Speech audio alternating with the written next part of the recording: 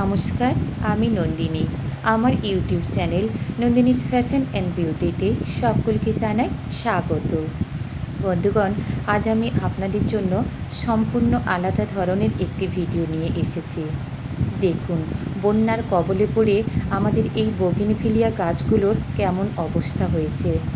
আসলে গত কয়েকদিন আগে আমাদের এই বাগানের মধ্যে বন্যার জল ঢুকে পড়ে, আর এই বোগেনভিলিয়ার টবগুলো সেই জলের তলায় পড়ে যায়।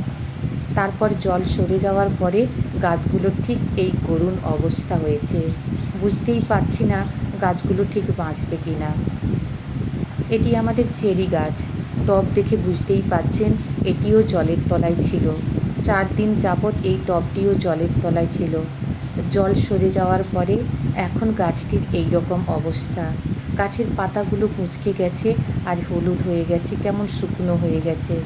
বন্যার জল পেয়ে এই গাছটি আদৌ বাঁচবে নাকি মরে যাবে বুঝতেই পারছি না। এই মালটা লেমন গাছটিকেও আমরা তাড়াহুড়ো করে তুলে রাখতে পারিনি।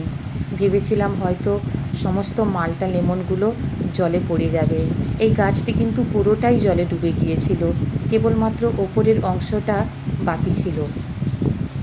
জল সরে যাওয়ার পরে দেখছি আমাদের মালটা লেমনগুলো ঠিক এই রকম অবস্থাতে রয়েছে। তবে এই গাছের পাতাগুলো খুব ক্ষতিগ্রস্ত হয়নি বা ফলটিরও কোনো ক্ষতি হয়নি।